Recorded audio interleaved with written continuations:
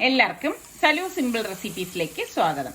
ഇന്ന് നമുക്ക് മാങ്ങയും മുരിങ്ങക്കായും ഇട്ട് വെച്ച നല്ല ഒരു ഒഴിച്ചേറി ഉണ്ടാക്കാം. അപ്പൊ അതിന് വേണ്ടിയിട്ട് ഞാനിവിടെ പച്ച മാങ്ങ എടുത്തിട്ടുണ്ട്, മുരിങ്ങക്കായ എടുത്തിട്ടുണ്ട്. അപ്പൊ ഇത് ഇതുപോലെ ഒന്ന് കട്ട് ചെയ്തതിലേക്ക് നമുക്ക് ആവശ്യത്തിനുള്ള പച്ചമുളക്, ഞാനിവിടെ 2 പച്ചമുളക് ഇതുപോലെ നെടുകെ കീറിയിട്ട് മുറിച്ചിട്ട് കൊടുക്കാണ്. ഇനി നമുക്കിത് മൺചട്ടിയിലേക്ക് ഇട്ട ശേഷം ഒന്ന് വേവിച്ചെടുക്കണം. അപ്പൊ പച്ചമാങ്ങയും മുരിങ്ങക്കായും പച്ചമുളക് ഒരുമിച്ചിട്ട് തന്നെ വേവിക്കുന്നത്. ഇതിലേക്ക് നമുക്ക് 1/2 ടീസ്പൂൺ മഞ്ഞൾപ്പൊടിയും പാകത്തിനുള്ള ഉപ്പും അതുപോലെ തന്നെ 1 കപ്പ് വെള്ളം ഞാൻ ഇതുപോലെ ഒന്ന് ഒഴിച്ചു കൊടുക്കുന്നുണ്ട്.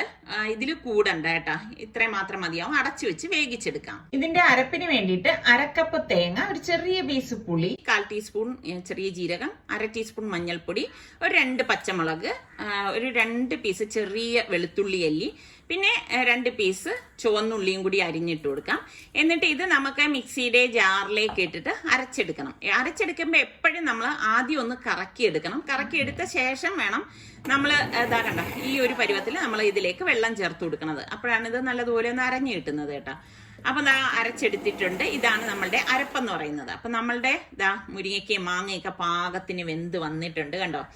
അപ്പോൾ നമ്മൾ ഈ അരച്ച് വെച്ചിരിക്കുന്ന അരപ്പ് ഇതിലേക്ക് ഇട്ടിട്ട് നന്നായിട്ടൊന്ന് ഇളക്കി കൊടുക്കാം. ഇളക്കി കൊടുത്ത ശേഷം നമുക്കിനി ഇതിലേക്ക് പാകത്തിനുള്ള വെള്ളം ഒഴിച്ചു കൊടുക്കാം.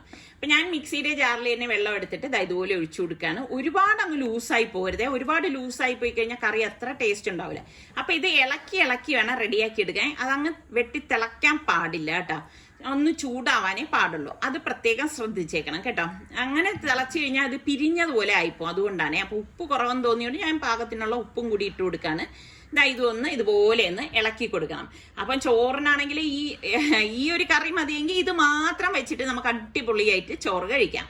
അപ്പൊ അതിന് താളിച്ച് ഒഴിക്കാൻ വേണ്ടിയിട്ട് ഞാൻ 1 ടേബിൾ സ്പൂൺ വെളിച്ചെണ്ണയിലേക്ക് 1/2 ടീസ്പൂൺ കടുകിട്ട് പൊട്ടിച്ച ശേഷം ഒരു 3-4 ചുവന്നുള്ളി അരിഞ്ഞത് ഇതിലേക്ക് ഇട്ട് കൊടുക്കാണ്.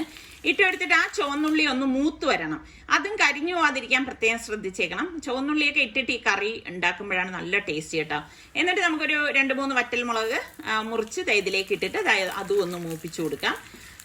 അപ്പൊ ഇതാണ് അതിന്റെ ഒരു പരുവം എന്ന് പറഞ്ഞാൽ കേട്ടോ. കരിഞ്ഞു പോയില്ലേ. ലാസ്റ്റാണ് നമ്മൾ ഗ്യാസ് ഓഫ് ചെയ്തിട്ട് കരിവേപ്പില ചേർത്ത് കൊടുക്കുന്നത്. എന്നിട്ട് ഈ താളിച്ചത് നമ്മൾ റെഡിയാക്കി വെച്ചിരിക്കുന്ന കറിയിലേക്ക് ഒഴിച്ചു കൊടുക്കാം കേട്ടോ. നമ്മളുടെ മുരിങ്ങയ്ക്ക മാങ്ങ കറി റെഡിയാണ്. നല്ല ടേസ്റ്റാണ് കേട്ടോ, നല്ല ടേസ്റ്റാണ്. അപ്പം എന്തായാലും നിങ്ങളൊന്ന് ട്രൈ ചെയ്ത് നോക്കണം. പിന്നെ ഈ രീതിയിൽ ഉണ്ടാക്കുന്ന ആരെങ്കിലും ഒക്കെ ഉണ്ടെങ്കിൽ പറയണം കേട്ടോ.